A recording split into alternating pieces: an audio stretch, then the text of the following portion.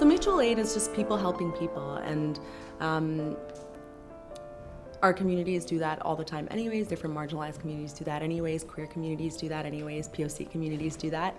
And in a time of crisis, especially like this, in times where you may not be able to rely on the state, or you never were able to rely on the state in the first place, it's really nice to be able to just support each other, human to human, neighbor to neighbor, like person to person. CareMongering is essentially a mutual aid group that is working in place of a food bank or in place of a food shelter. And what we do is we make weekly deliveries for those who are not able to go grocery shopping for themselves. Every week we get requests online, so there's a form people can request, like a basic kit, which has some of our most basic items, like just your general household stuff, so some produce, some like rice and pasta and sauces and beans and that sort of thing. And then we have some special requests for things like hygiene items, diapers, baby formula, things like that that are a little bit harder to find at a regular food bank. So we have shoppers who go out and do the actual shopping, like buy all of the things that are requested for the basic kits and the special requests, people who drop it off, a team who sanitizes it, and then a team who actually makes the kits. Mutual aid isn't a new concept, especially in disabled and Black communities, particularly because there are often cases where people with disabilities do need to rely on community support, and this concept of interdependency, which basically means this understanding that nobody is truly independent and everybody relies on each other.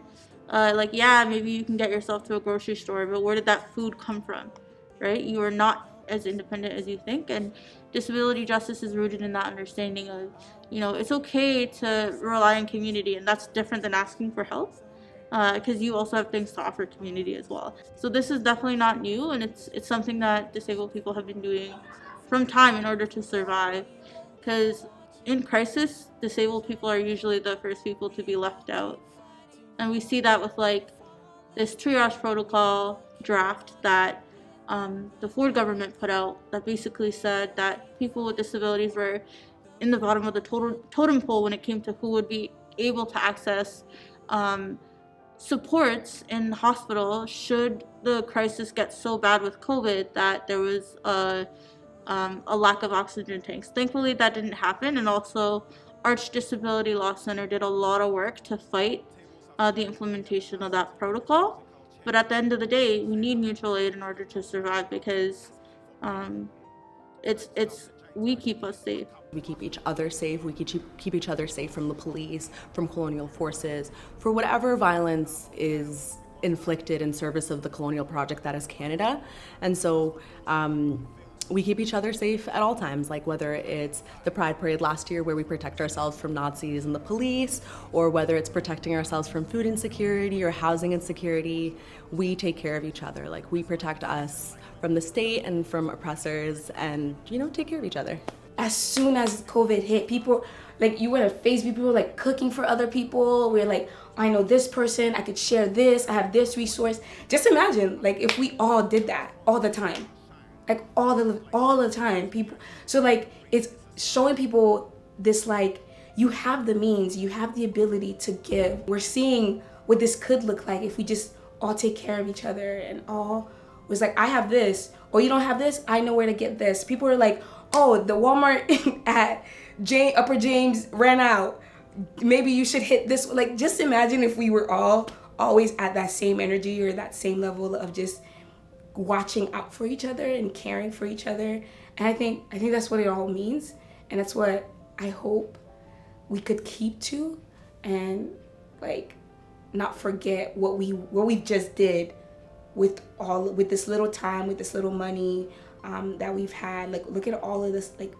We're feeding hundreds of people a week, and these are people who weren't accessing the food banks, and we could continue to do this. And then in each package, we provide some additional information for people about their rights. So if you've been laid off during COVID, what are your rights? Or if you're unable to pay rent during COVID, what are your rights in that sense, and what can you do, that sort of thing.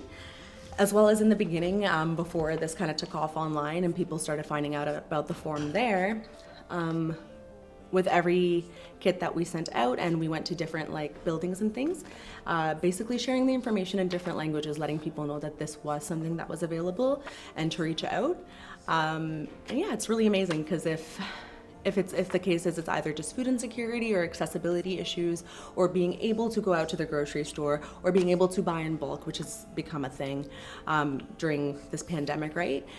It just makes things easier for people, a lot easier. It's easier to pick up your groceries from the lobby of your building or from your front step than it may be to go out and go grocery shopping and put yourself at risk, that sort of thing. Building relationships helps you get past sort of the transactional point of just people coming in and delivering. It's trying to understand where people are at and how to move them along, and also understanding that the work we're doing is inherently political. So it's not just us helping people get food out of the goodness of our hearts. We are forced to do this work because the systems that are in place continuously fail us, right? There are lots of food services in Hamilton, and yet people keep requesting supports from CareMongering. And I think it shows that there's something up with the ways in which our community here and across Ontario and across the country treats people who are in need of supports, in need of food, in need of housing, in need of shelter. The work that we're doing here is not removed from the call for housing supports and free housing, the call to defund police, the call to create a world where people with disabilities and people in general can just exist outside of the confines of how much money they have in their pockets. And I think that's what we're trying to do. In the way that I understand capitalism to work is that it takes differences between people and communities, and not only does it augment them and imbue them with more meaning, but it also starts ascribing value to those differences. So the ways in which we are different suddenly becomes a way of denoting people's value or worth or productivity. And I think creating these local immediate networks and building those relationships is also building across those differences and kind of redeeming these perceptions of people not as what they're worth or they're ascribed value by the capitalistic system, but that we learn to trust one another and see each other's intrinsic worth. And I think that is a very important basis to an anti-capitalist framework, is that kind of shift in how we relate to one another, and building those relationships, building that trust is also, I think, what facilitates successful political action. We have to trust one another to move through processes that will be very difficult and very painful, especially with great systemic upheaval. And it's going to happen at the grassroots level. It's not going to be a top-down thing that's enacted by politicians or any sort of government system. It's always going to be grassroots. And you see the communities that predominantly have always worked with mutual aid networks and these kind of liberatory ways of relating one another have been communities that have been most targeted by the state, be those Black, Indigenous, racialized communities. And that's where it starts, is following those models and changing our patterns of relation to one another and no longer ascribing worth by how capitalism denotes it. The COVID pandemic has really shown the cracks that people are falling through, and I think it's really important to sustain that initiative, because this just really shows how bad things were before, and they're not going to get better unless we continue to support them. And I think it's really important to have a lot more community-led initiatives that are run for and by the community. So when you've been here for so long and we're still screaming out, we still have to scream out Black Lives Matter, or we're still fighting, we're still trying to discover, or there's still Indigenous women who are not being, they're not being found, or they're not being taken serious when their families, their mothers, their sisters, their daughters are being missing, and no one's taking them serious. So it's we've always done it. If you guys are not gonna take us serious, then we'll do it ourselves. Hopefully, it's just a matter of us taking care of each other, providing food, providing eventually shelter for everyone, no matter who you are, providing the ability to access stuff, access housing, accessing good food, not just hopefully right now we're just giving like canned foods and all that, but the goal is to we're gonna have a farm. That's my goal. I don't know if it's everybody else's, but to be able to have like a co-op eventually, to be able to like, we own the means of production. We own all of this. I feel like a lot of the time we're made to feel like we're hopeless or helpless for ourselves.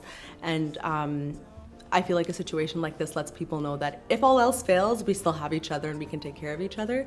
And that's basically what community organizing is. It's finding different members of the community with different resources, different skill sets, different ways of sharing knowledge, and then finding where everyone fits in to create this mutual image that we have of what a safe and healthy community looks like, where everyone is fed and housed and joyous. I think that really is missing from a lot of our organizing now, is like, yeah, we're organizing and we're in the fight and we're doing all of that, but it's really so that we can win the ability to be joyous. Like we're fighting for the ability to be happy and wholesome within our communities, and I feel like the first step to that is feeding each other. When the lockdown came in, I got to stay in my survey, and I realized that there's a lot of kids in our survey and they don't even have their parents out there. Most of the kids in my neighborhood don't have their dads. So like a lot of times we have a lot of single moms out there and they work 2-3 jobs. So it's hard on them to work and provide for themselves and also provide for 3, 4, or 5 kids. So I feel like it was important for us to come up with this idea and give it back to them because they really, really need it. With mutual aid, you don't feel like it's somebody giving to me and I'm needy, and like this, like you could come in and if you feel like you need to sanitize some stuff just so you feel like you're part of this, come. If you feel like just move a jar and put it in the, come. Like do what you need to do.